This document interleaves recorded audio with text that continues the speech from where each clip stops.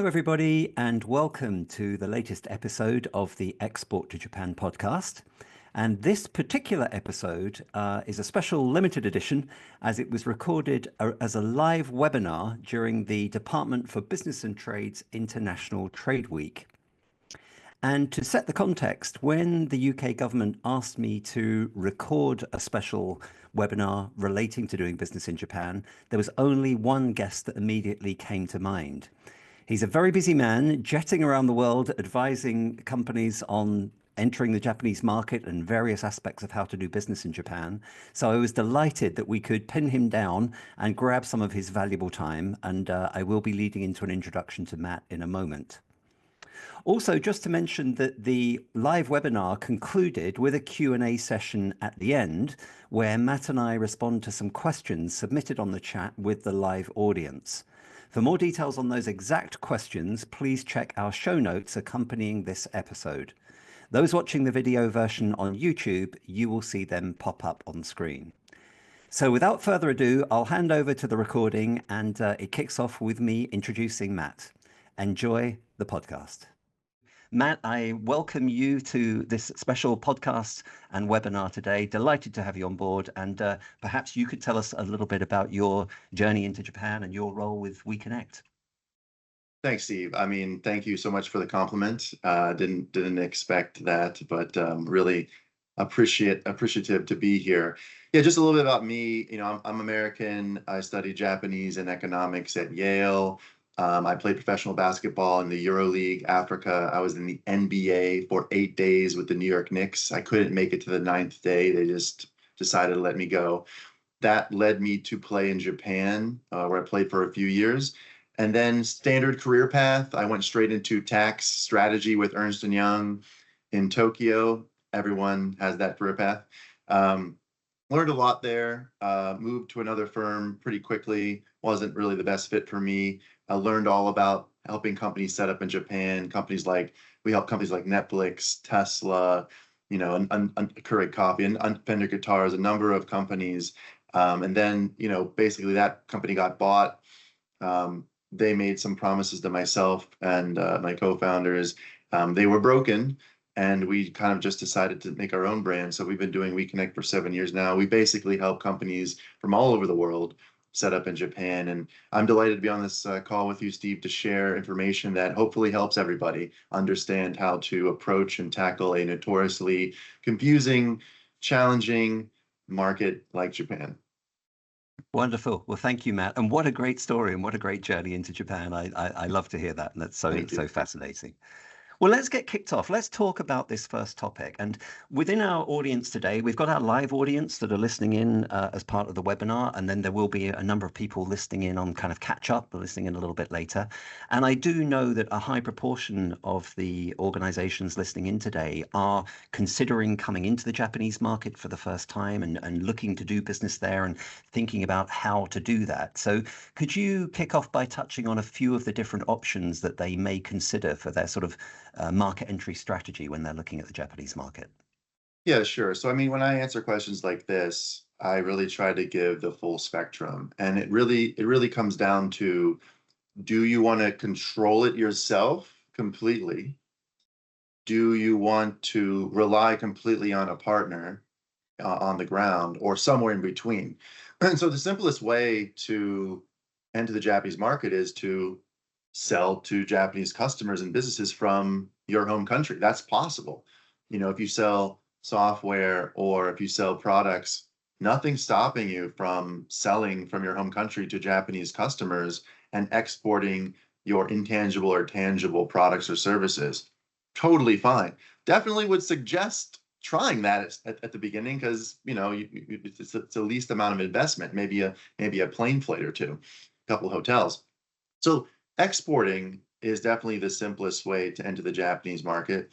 Probably the next step from there, even if you have technology or a physical product, getting a local distributor of those services or products is a good next step. Of course, a little bit more investment, maybe some legal documents need to be, you know, hashed out to make sure the roles and responsibilities are understood. But that's probably the second most complicated way, or the second easiest way to get into the Japanese market. Beyond that, you can obviously franchise your business if you have a franchisable business.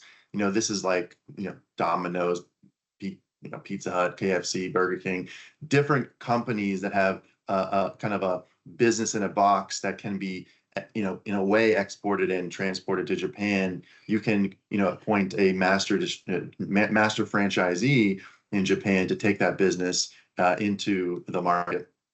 Beyond that, if you feel like you need to be a little bit more in control and part of the decision making, you can establish joint ventures. A very famous joint venture that was very successful in Japan was Salesforce. Most people don't realize that when Salesforce entered the market, it did a very complicated joint venture, and was very successful. And then later Salesforce bought back the shares of the joint venture, so now it became a wholly owned subsidiary of Salesforce. So joint ventures can be complicated. You do have to hash out the roles and responsibilities of the different shareholders, usually the head office and the local partner.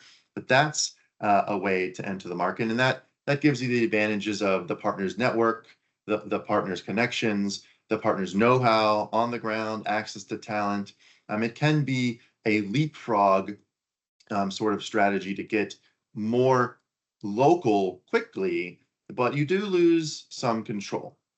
And so probably the final option for entering the Japanese market has to do with complete control, whether that is setting up your own legal entity or a branch office and controlling the strategy, the operations, the compliance completely, or acquiring something through a merger and acquisition transaction. Both of those strategies will result in you completely controlling what happens on the ground. So those kind of entities are where you're going to have full control, full decision making, hire the talent, hire representatives, things like this. And then kind of just a little bit of a tangent on that, for those interested in real estate, there are special wholly owned entities something called TKGK, Tokume Kumai, and TMK, Tokute Mokuteki Kaisha. These are special, owned entities that you control or partially control that are specifically for real estate investment. So, that's basically the full spectrum, all the way from, exporting in a distributor to full control. You really have to decide how you want to approach it. And it usually comes down to, what are you selling? What is the market like? Doing some analysis of the Japanese consumer. Is your product even going to work in Japan? So that's usually what you're looking at. Great. What a great overview, Matt. Thank you. And very logical the way you sort of talked through that on a step-by-step basis. Before we move on to the next question, I just want to pause there for a moment, because I think we will have already provoked thought within our audience's head here. And I wanted to take a moment to just give people guidance on where they could go with any of those different options that you've spoke about there. Now, I'm aware, you and I have known each other well over 10 years, and I'm very familiar with all the great work you and your organization do with companies in Japan. So from your perspective, with that variety of services that you spoke about, going right back to the initial exporting from the home market, with your organization, where do you tend to come in and help? What's the service that you can give? Sure. And then I'll fill the gap with where they can go for the other bits. Yeah, generally, if you want full control over your market entry in Japan, that's where we can help. And what we're doing at WeConnect is really helping you establish the right legal entity, and then taking care of all the operational and ongoing back office operations and compliance, so you remain in good standing with the Japanese authorities. You don't want the tax office knocking on your door and saying, hey, what'd you do wrong? So we're really here to kind of be the plumbing, the operational stability, the HR, the finance function, the tax function, the payroll function, benefit function of the entities on the ground. And an easy way for people to understand is, if you work with a company like us, and we're not the only one, then you can focus on strategy, localizing your product and service, hiring talent, and getting them excited about selling and building your brand in Japan. That's what you need to focus on if you hire someone like us. Got it. That's brilliant. Thank you. Thank you for clarifying that. And then just to fill in that gap, so certainly for some of those more early stages in the process that you spoke about, Mhm. that's certainly where, for those of you listening in at the moment, I think on the live webinar, it's all UK companies, obviously, because it's part of the UK International Trade Week.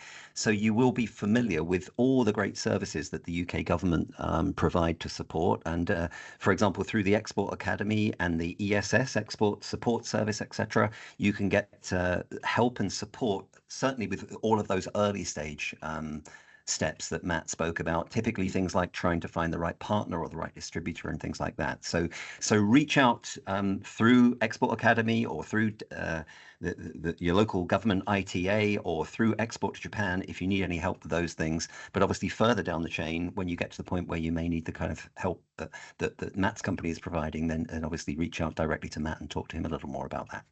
Okay, moving on, Matt, you mentioned a couple of times about the stage where an overseas organization may want a presence in Japan of some sort. Mhm. And I know there are various different options there. And I also know that is one of the common questions we get asked about at Export to Japan. It's a common inquiry about Yeah. how could or should companies incorporate, or do they need to incorporate, etc. So you Right. mentioned it. Could you dive in a little bit deeper and tell us a little bit more about that, please? Yeah, so I mean, every country around the world has sort of the standard kind of corporation or limited liability company. Like in the UK, there's the limited, structure.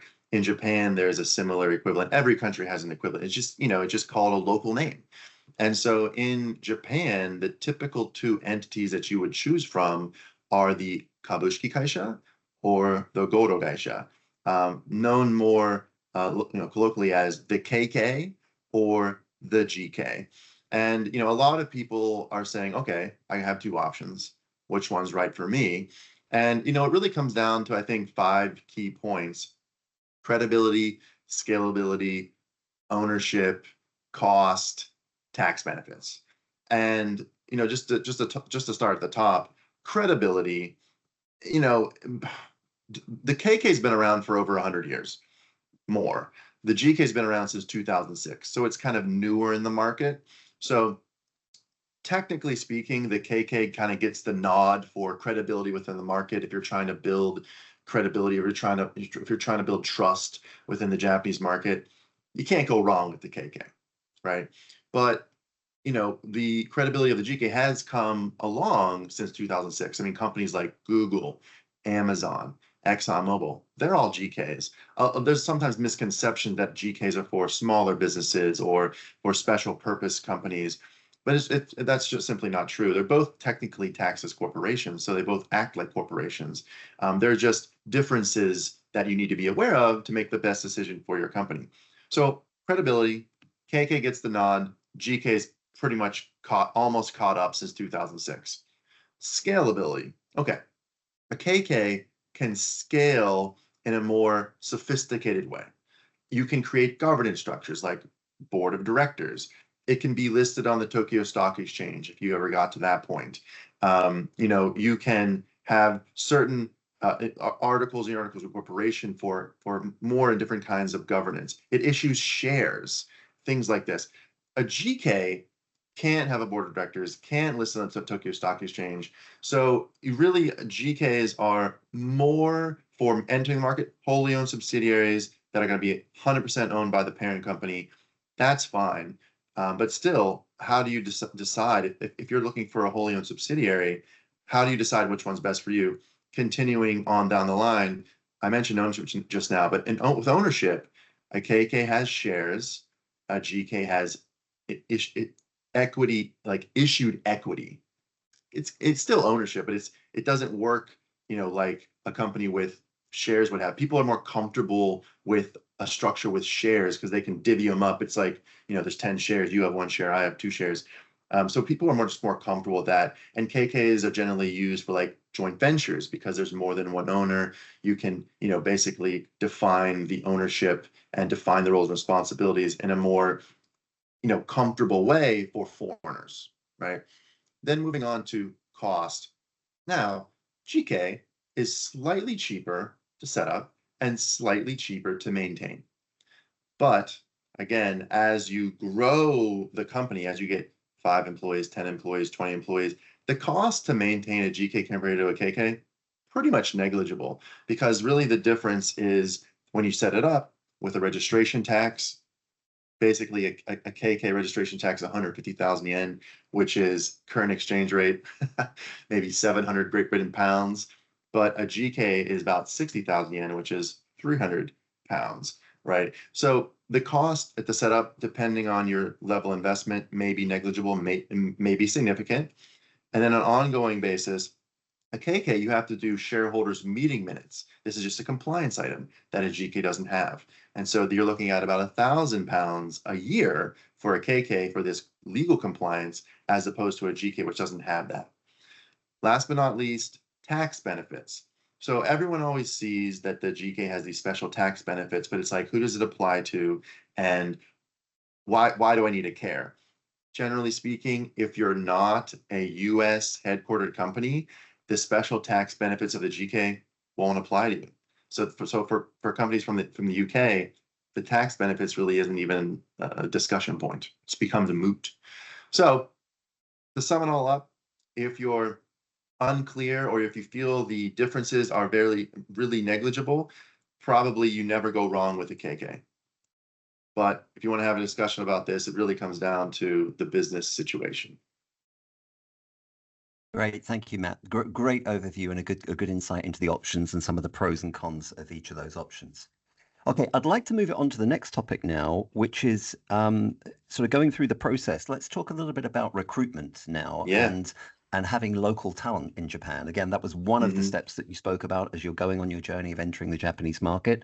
It may or may not relate to incorporating a company. That's one of the questions I'd like to kind of ask you about. Do you need to have some form of entity in order to hire people, etc.? Mhm. What are the pros and cons around recruiting locally? How easy or difficult is it? What's the best practice for doing it? Let's pick your brains on that one. Tell us all about considerations for recruiting and getting talent on the ground in Japan. Yeah, I mean, I think the initial considerations for talent on the ground in Japan, it isn't too dissimilar for having talent on the ground in any country where you want to really invest, really penetrate. There's commercial opportunity, right? But yes, Japan has a language barrier. So if you're flying in and out of Japan trying to develop the market, you may be a little handicapped if you don't speak Japanese unless your product or service is just world altering. So I always like to say to people for Japan, similar to other countries, especially in Japan, if you have a product or service which is going to be in direct competition with an incumbent local Japanese company, firm, union, it's going to be more challenging for you to overcome that, as opposed to maybe you have a brand new technology like when software as a service, SaaS or enterprise software really came onto the scene. Japan didn't really have an incumbent provider of great enterprise with great, user experience, UX, UI. So it was a little bit easier for companies like that to enter the market, as opposed to an Uber, where when Uber tried to enter the market and operate like a dozen other countries, it was met with heavy resistance from the taxi unions and taxi companies. And so Uber doesn't really even operate like a dozen other countries here. So the question about do you need boots on the ground is, do you really need someone here that speaks the language that can represent you day in and day out? You'll have to decide when that point comes for your business. But usually people hit a wall. They're trying to sell from abroad. They made a little bit of traction. Maybe they're hitting a wall and they just realize they need someone locally. Also, local customers in Japan are going to want to see, and speak to someone in Japanese to feel to mainly feel comfortable to move forward. So that's another reason to have someone on the ground here. Language barrier, understanding the customs, having that built-in trust with the right hire. And so, that comes down to like, how do you make the right hire, and do you need an entity to hire them? So I'll start with the easier question, which is, do you need an entity to hire? You don't. There's really a trending kind of service called employer of record. This service can basically hire talent in Japan on that entity for you, And that entity can take care of their payroll, their taxes, their benefits, emulating as if you had your own entity here. Now, not all talent's going to be happy with this setup because it feels like a lack of commitment to the market, but some companies have been able to make it work to a point. So you have a service like employer of record, or you set up your own entity to hire your country manager, head of sales, first person on the ground. Now, those are your two options. How do you find those? And, over the years, I've seen people, you know, maybe they had a strong network and they were able to find someone. But Japan, usually if you're a foreigner, you don't typically, have a great network in Japan already. So the next best choice, I think, are professional recruiters. And for finding bilingual talent in Japan, it's not easy because traditional networks like LinkedIn are not as widely used as they are in other countries. Funny story, really. When Facebook came into the market, it was trying to gain traction, and there was already an incumbent social network in Japan. But what it did, and I forget exactly how they made this partnership work, but they essentially made a partnership with Recruit, one of the large talent acquisitions recruitment companies in Japan. And Facebook's basically made a partnership with Recruit. And every time someone signed up for Recruit and gave their information to be a candidate for potential placement, they had to create a Facebook account. And so, interestingly enough, and I've been told this by countless recruiters, the larger professional network in Japan is Facebook. It's not LinkedIn, and so people from overseas may go into Japan, may try to find talent through LinkedIn. It's not impossible, but a lot of the talent has to be approached through Facebook, actually, and other more local means. So if you can't find it through your own efforts, a recruiter would definitely be your next best bet. And there is a reason why this is the biggest recruitment market in the world. The recruitment fees in Japan are the highest in the world. And when I have foreign companies come here, they're a little shocked because maybe they're used to spending 10, 15, 20, 25% of gross. In Japan, generally, you're looking at 35, 40% of gross, maybe even on target earnings that you're going to pay to a recruiter to find that first hire, to find that those key team members. People are a little shocked. I even seen kind of campaigns that are paying 60%. Certain companies wanted to do a talent grab. They were paying 60% of gross. Accenture, maybe even more on more than one occasion. I know one occasion they were paying 100% of gross salary to recruiters to do a market and talent grab in Japan. And I'm just like, what is happening? So recruiters are a good kind of channel, but I think, and to be honest, I really do suggest considering them, but speak to more than one recruiter and speak to an industry focused or at least a team within a bigger recruitment firm that's focused on that industry so that you can get access to the right talent. Beyond that, building your team, there's a few key things I want everyone to remember. In Japan, there's a word called shokunin. Shokunin generally means craftsman or artisan, but in the recruitment world of finding talent, there is a term called the English shokunin.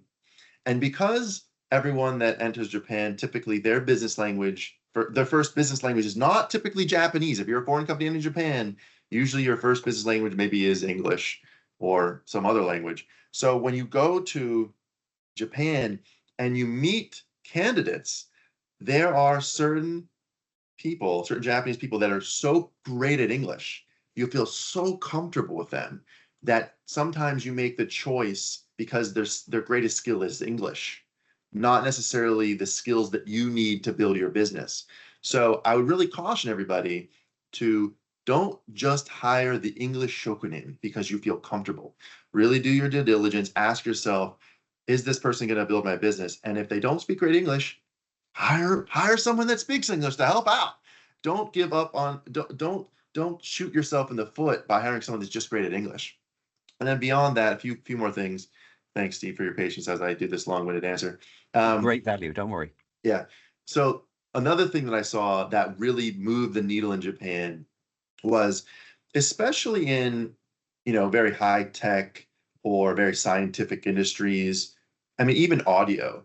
If you can get someone on your team that's Japanese in the academic space that have written papers and articles and are famous from an academic perspective about your industry on your team, get them on your team and bring them to the meeting, because they are going to be local credibility beyond any salesperson or country manager.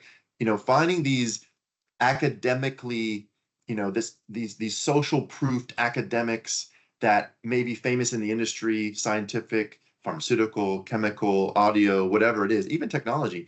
If they can come into the meeting with you and speak from a very academic perspective, especially if they're famous or have published articles in Japanese, they're going to really turn heads.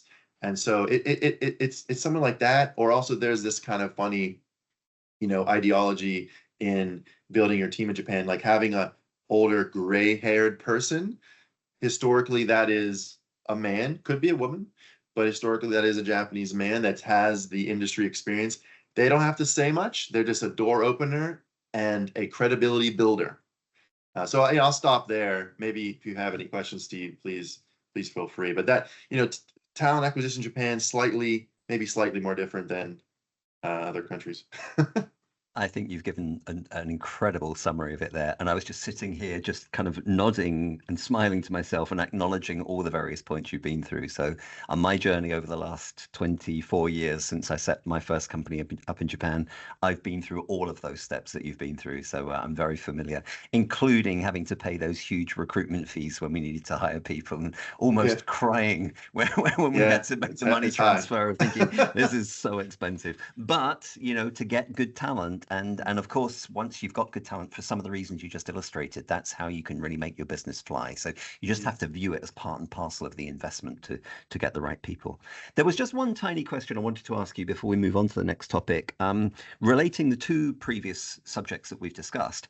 Is there any comment you would have on the ability to hire the best talent versus the kind of entity that you may have in Japan? Is there any link between that in any way?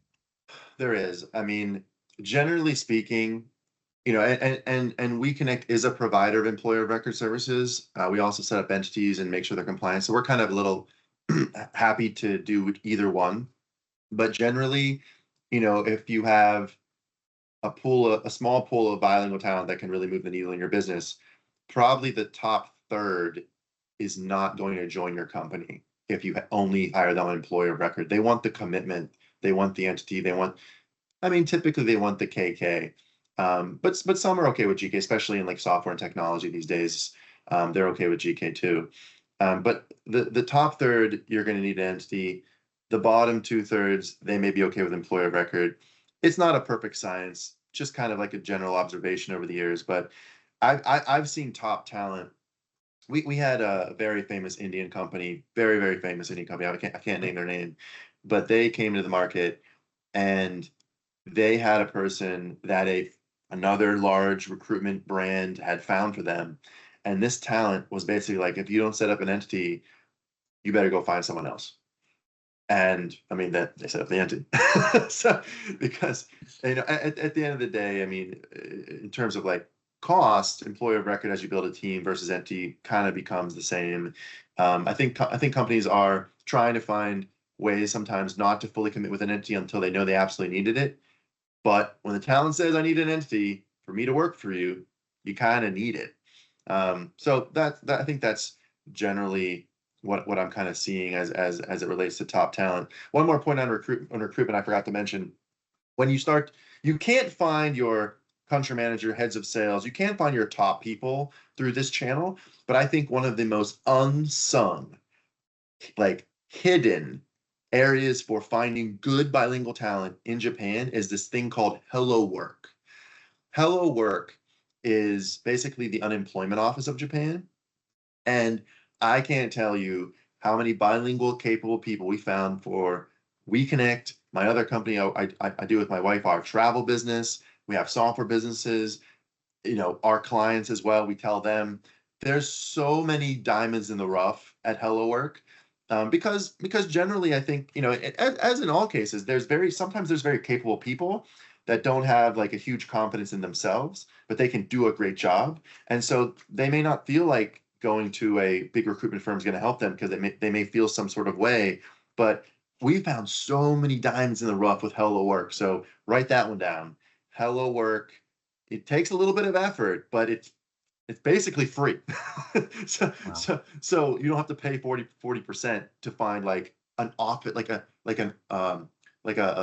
office administrator, or an office manager. You can find a bilingual office manager from Hello Work. They're making anywhere from 6 to 9 million a year. You don't have to pay 2 to 4 million in recruitment fees. I mean, it's worth it. So keep that one in your back pocket too. I'm so glad you remembered that tip and brought that one out. That's a really good high value tip. So thank you for that. Okay, moving on, Matt. The next topic I want to pick your brains on is the question of timescales in Japan to do business and to become successful. And I think Right. generally, pretty much everybody listening in today probably already has a little bit of a perception of understanding that Japan tends to be regarded as a market where it needs longer term thought process and longer term investment, certainly compared to some other markets where you may get quicker results from lower hanging fruit. But Hmm. I just wanted to Hmm. get your opinion on that. What's your view on that? Do you agree with that? Do you find that? Any thoughts or wisdoms you can share with us on this topic? Yeah, I mean, it's generally true. I mean, unless you have just like a world-changing product or service, it may be things may be able to move faster in some respects, but it's generally true. I mean, Japan is a consensus building decision, consensus-based decision-making kind of market. That's a strong ideology here. It's not like a top-down market like the US is. And so the good thing, what I like to tell people is, in a top-down market, you can close the deal faster.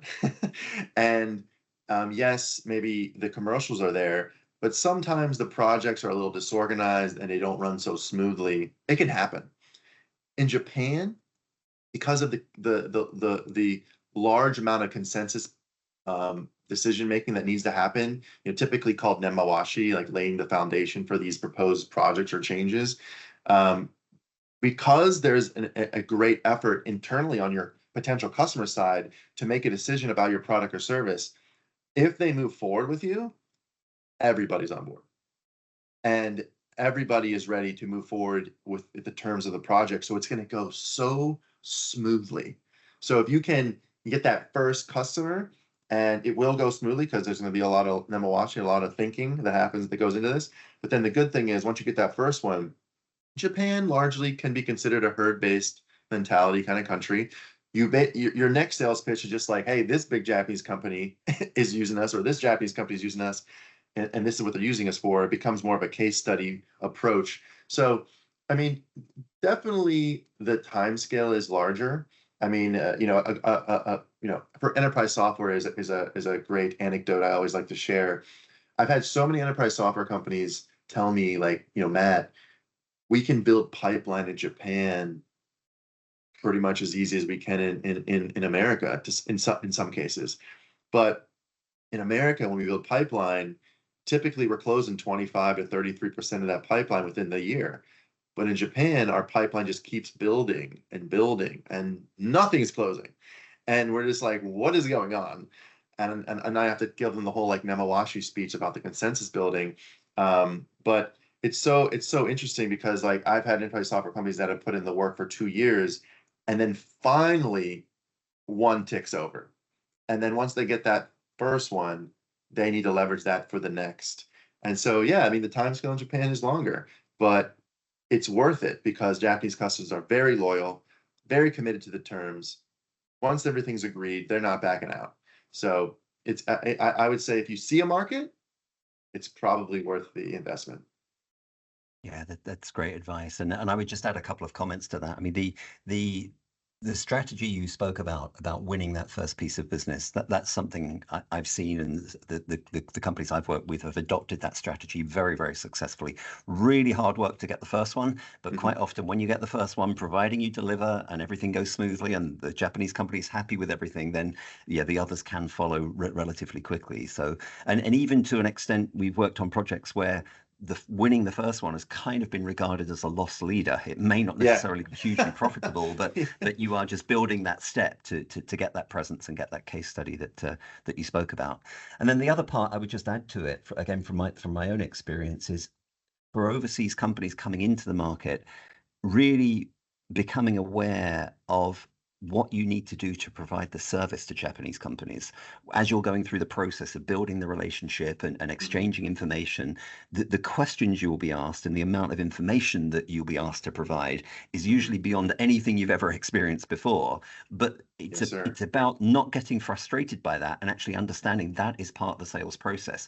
And if you're fast at responding, and if you provide all the information, and if you give them everything they want and more, that often assists that Nemawashi process and makes the whole decision making go quick. I think sometimes that perception that it takes a long time, and the stories we hear about it taking a long time, is because companies don't either understand that process or don't embrace that process, and they Right. swim against the tide a little bit. So just some additional thoughts to kind of throw into Absolutely. I your mean, great you have a wealth of summary. experience as well. Probably more on the sales side than I do, much more. So absolutely. Yeah, thank you, man. Okay, but on to the next topic. I just wanted to pick up a little bit from your experience on any trends that you're seeing in the market. You know, we went through the huge pandemic and it impacted us all over the world. We're kind of a couple of years out of that now. So did that have any particular noteworthy impact on the way things are in Japan today, or any sort of current trends that you could share with us, please? Yeah, I mean, I think hybrid work is slightly more embraced now, working from home. I remember during COVID, my Japanese neighbor, who is an executive with a Japanese company, was confiding in me, making sure I wouldn't tell anybody. I won't tell his name because he's very serious. But basically, he was saying, Matt, I really like working from home. But don't tell anybody. And I was like, okay, I won't tell him. But I think I think a lot of the talent that can work from home did enjoy it. Of course, in Tokyo, sometimes your home is a little tight, and if you have children, maybe it wasn't as comfortable to work from home. So yeah, I mean, working from a home or the office, I think still is very much a choice. But for those that can work from home and enjoy it, I think it's been more embraced. I think a lot of the very traditional Japanese companies did really ask everybody to come back to the office more or less. But I mean, even big, very traditional Japanese law firms are fully, hybrid. Some days they're at home, some days they're at the office. So I think the hybrid, work has been really embraced since COVID. One thing one thing that just comes to mind just now from my experience in the tourism industry, and I would think it would apply generally to every industry, but especially in the hospitality, tourism, you know, before COVID, a lot of hospitality organizations, restaurants, tourism companies were not, and this is going to sound weird, but this is Japan. They were not so focused on like making a lot of money. They weren't fiscally motivated, and that happened. That really was, I think, in large part, they had their regulars, they had the people that come to their establishments and come to their experiences, and everything was kind of fine, and they were fine. And then COVID wiped all that out, and I've seen a slight shift, not a big shift. I mean, it's still Japan, but I've seen a slight shift in the mentality towards being more fiscally open. I don't want to say fiscally motivated. I think that's a little strong, but I think they're fiscally open to people that can help their business stay in business and stay afloat. So, like one of the businesses I run with my wife, we run food tours, and in order to run a food tour, you have to have partners that prepare food, like restaurants, eateries, izakayas, things like this. And before COVID, if we were late one time, they would ask us not to come back, especially in Kyoto. They were like, "We don't need your business. don't come back. And we were spending millions of yen a month with these establishments. So like in America, if you're spending 10, 20, 30, 40 grand a month at a restaurant, you are VIP, right? I'm sure the same in the UK, right? You are VIP. But in Japan, before COVID, especially in Kyoto, they're very strict, but also in Tokyo, not so much Osaka, they're more laid back. If you were late one time, they would say, "Don't you come back." And it wasn't really about the money; it was about the trust that we would show up on time. After COVID, shifted a little bit towards, you know what, we appreciate your business. so I mean, I think those are things that come to mind as it relates directly to COVID. But I think, I've seen, you're seeing a lot of activity in Japan. I mean, you're seeing like Taiwan Semiconductor set up a whole big plant in Kumamoto. So there's a lot of semiconductor activity now. Aging population, robotics. The population is declining, so there's opportunity for robotic and automations products and services. The FSA, which is like the SEC. What's the financial regulator in the UK called? I'm not sure. Yeah. So anyway, it's the financial regulator of Japan, the FSA, and they are basically giving asset managers from anywhere around the world, basically £100,000 to 20 million yen to set up an office, hire a compliance officer, pay for the recruitment fee, pay for your bank account setup, your entity establishment, all your regulatory filings with Japan. They'll pay for it. So that's definitely happened, during COVID and after COVID. And just speaking more to general trends, there's definitely a renewable energy push. Japan is always is saying they're committed to reducing carbon emissions. So, there's renewable energy opportunities. So setting up solar plants, wind plants, hydrogen plants. If you have any sort of healthcare, medical device, technology, aging population, there's a lot of older people here that could probably use that. Tourism is really booming after COVID. Real estate is quite booming because the weak yen right now. Not sure how long that's going to last, but the yen's very weak. One pound is basically 200 yen. It's insane. So if you're a real estate investor in the UK, look at Japan because you can buy distressed assets here. You can buy assets here for a huge discount right now. And then whenever the yen hopefully reappreciates, that's a big gain for you. So there's a lot of opportunity right now and trends that I'm seeing in Japan. Yeah. Yeah, it's good to hear. And I remember the yen not that long ago being at 140 to the pound. And so what a huge shift right now. So it's certainly, a great time to visit. For those of you listening in right now that are thinking about doing your first business trip to Japan and going out there and feeling the market or meeting potential partners. Yeah. From a it's like a cab ride. Point of view. Yeah, right. It's a really good opportunity to do it. Okay, Matt, I'm a little bit keeping aware of the time, and we wanted to leave some time for some Q&A. I think we've covered, most of the key topics that I wanted to in the discussion.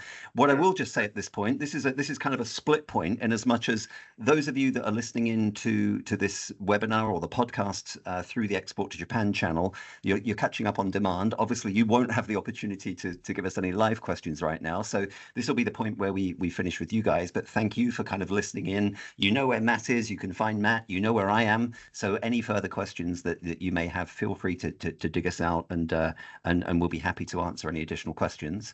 But for those of you that are staying with us now on the live webinar, if there are any questions that Matt or myself may be able to help, anything you want, no question is too crazy. So any additional questions or help or support you may have, feel free to type them in and put them through to us. Just while we're getting some more information on that, what I can say is that there's certainly good examples of UK educational establishments coming into the Japanese market and setting up in Japan. There's a number of key universities and other educational establishments that have a presence in Japan and are doing very well. So there is a track record of organizations doing that, but I'm not sure. We probably need a little bit more clarification on the detail of that question. Yeah, So I've seen some boarding schools, international schools from the UK set up in the last couple of years. If this question has anything to do with like moving to Japan, yeah, I mean, having at least a 4-year degree, it makes coming to work in Japan way easier. If you do not have a degree, it's harder to get a visa. You have to prove work experience. You have to prove a certain period in the industry. It's a little bit harder. So maybe your question relates to that. Any first thoughts, Steve? I have a few. Again, it's a very, very broad question. I mean, we on the Export to Japan platform, certainly through our podcast series, we have done a number of podcasts on this topic. So the person sending that question in, let's make sure we send you the link to those podcasts. So there are at least 2, maybe 3 discussions like the one we've had with Matt today, where we've pulled in an expert from the marketing sector and had a discussion about all the various marketing strategies that may be available. And as we've done today with Matt, we've touched on some of the nuances of why Japan may be a little bit different.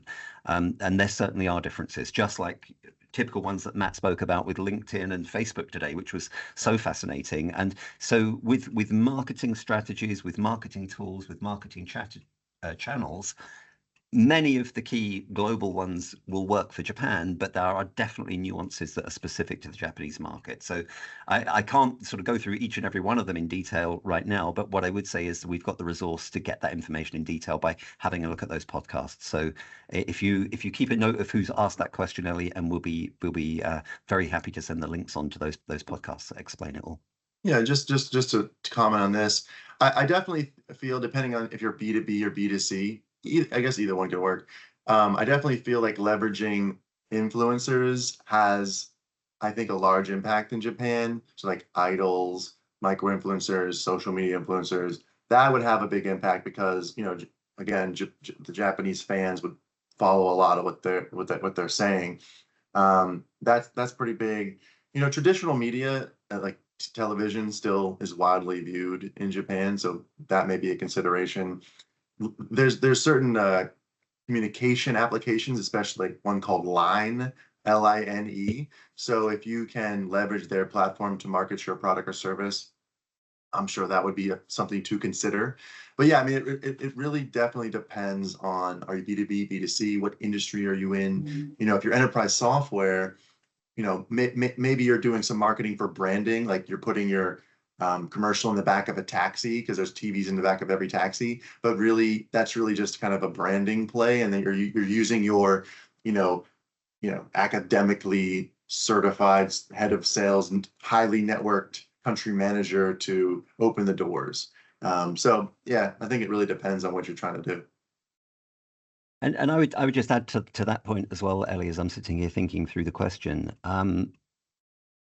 One of the fundamental things I would say in response to the question is really good to be asking the question, because actually that's what all of this is really about, is whatever angle you're coming in at, whether you're thinking of your marketing strategy, your market entry strategy, how to set up, how to recruit people, it's all about learning those local nuances and understanding them and working with them. And a couple of quick examples that have come to my mind where organizations have absolutely got this right. One of the key case studies that often gets referred to is Kit Kat, the chocolate bar. So anyone in the food and drink sector listening in, when you look at how Kit Kats are sold in Japan, and they've been wildly successful, it is completely different to how they sell Kit Kats here in the UK and maybe in the US as well, Matt, going back to your days back in the US. But the packaging is different, the size of the product is different, the coloring is different. They understand, they learnt the nuances of the seasonal trends in Japan, and they bring seasonal flavored Kit Kats out for the different seasons and things like that. Completely different marketing strategy. So that was a quick example I thought about. I think even with people like Dyson, the vacuum guys who've been wildly successful in Japan, they quickly learnt very simply that the length of their the Dyson vacuum cleaner had to be slightly different to fit the smaller apartments in Japan, and people on average are not quite as tall. Not everybody's 7 feet tall like Matt and a basketball player. So they made their products a little bit smaller. That's all part of the marketing mix, of course. So my key point I'm saying on that is, really good to be asking the question. Very difficult one to give you a detailed answer right now. We can point you at the resources, but good to be thinking about it and understanding the local differences and nuances and getting your head around that. Definitely. I see Alexandra has clarified her question about the education market. Is the Japanese education market open to international students? Absolutely. I think some schools would have English programs, English tracks. Some schools, obviously, you can't access unless you speak Japanese. There are international universities here as well.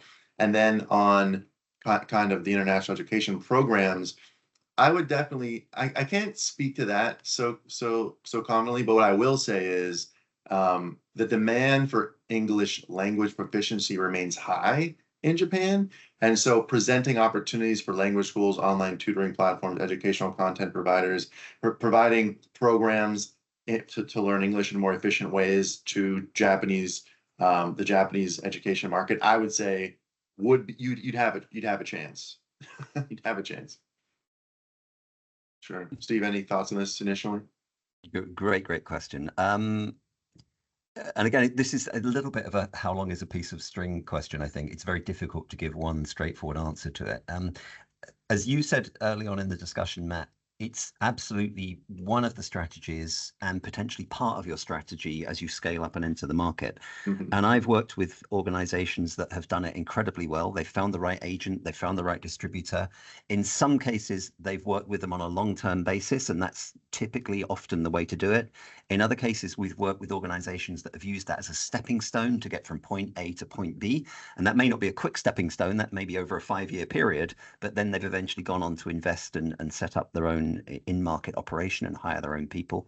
Mhm. So it's all part of the mix. There's many ways to do it. I think the only sort of words of advice and caution I would give, looking back on my own personal experiences, is selecting really, really well. I've seen a version of what you explained so well, Matt, when you were talking about recruitment and the very good English speaker. I've seen a version of that with importers and distributors. It Sure. can be very alluring, particularly if you're at a trade show, and it's often here in the UK, you may be at a trade show exhibiting, and a Japanese importer, agent, distributor comes to visit your booth, speaks great English, tells you the great story about how powerful they are in Japan and how big their market share is and all the rest of it, speaks good English and lures you into it, and you end up signing up with them and thinking they're going to help you. It's absolutely worth following leads like that, but also doing your homework to look at the other options, look at the other players out there, get to know them, invest in building a relationship with them, and then making that decision and doing it more for a long-term relationship. Japan is absolutely not a market where you chop and change quickly. You can't sort of learn on the job, sign up with somebody, and if it doesn't quite work out, you just part ways and move on with the next one. That doesn't really happen that way in Japan. It's important to get those decisions right and invest the time and energy to choose the right partner up front. So that's a few thoughts from me. Matt, anything else from you? I haven't been a part of distributor selection, but I have been a part of the moment where the distributors aren't working out and we need to move over to the own entity. But I'd be curious from your experience, Steve, what's one good tactic, question, action that you can take to help determine, is this an English shokunin or not? Or if they don't speak English well, how do I know if they can even do this? Because is it like sort of you need part-time Jap language support to like really figure? What do you think? Yeah, I mean, most of the examples where we've worked with organizations that get it right, that build a good, healthy relationship and choose the right distributor or the right partner to work with, usually we look for some evidence that that Japanese partner already has some experience of working with international companies. That's one of the first things we sort of look at and try and evaluate, because it doesn't necessarily mean if they haven't done that, it doesn't necessarily mean we stop right there, but that's a reason to dig even deeper and work harder on making sure it's the right fit. So first of all, we look at those examples. Are they already working with international companies? Who are those other international companies? How successful is that business being? So that's one of the key sort of ingredients we look at. But as you sort of alluded to earlier, I've had examples where we will not make a decision on whether it's the right partner or not based on their English capability at all. Just as you, for all the reasons you elaborated earlier, you explained it so well, and you were so right. They may be absolutely the right partner, particularly if it's quite a specialist niche product in a specialist area, and they've got the channels and the relationships to open up the doors in Japan. The fact that they don't speak English shouldn't be a reason to not work with them. We just have to make more effort on our side. So we bring our Japanese speakers in, or look to get somebody on your side that is a Japanese speaker that can kind of work with you and support you with that. So that would be some of the sort of early thoughts, I would say, on making that decision correctly and getting that right. And it's something, by the way, we can help with through Export to Japan, through the various services that we offer, and the ESS service and etc. These are all part of the processes we can support and help with, and through our partner network. So anyone that wants further help with it, we can point you in the right direction of how to get that. Yeah, and just some thoughts on picking the right distributor. What I do know is when I know the reasons that companies, eventually terminate a distributorship after maybe 2, 3, 4, 5, 10 years and want to do it on their own. Sometimes it's just that distributor has run their course. They've penetrated the market as much as possible with their capabilities. And in order to take it to the next level, you have to start building it on your own. That's the nice narrative. The not so nice narrative is where you sign up to the wrong distributor and they try, but they fail, and they don't try to pivot because they have other product lines. So I would say something to think about when you're looking for a distributor is ask them if they can be transparent about all the products that they represent, or services, licenses, technology, whatever it is. Because if they're too unfocused, maybe they can't be as focused on your product. Great point. Really, really good point. Very well made. Agreed. Matt, thank you so much. Thank you so much, Ellie, and thank you everybody for tuning in. Been really good fun. Thanks, everyone. Bye now. It's been an honor. Thank you. Thank you, Steve. Thank you. Bye-bye. Bye.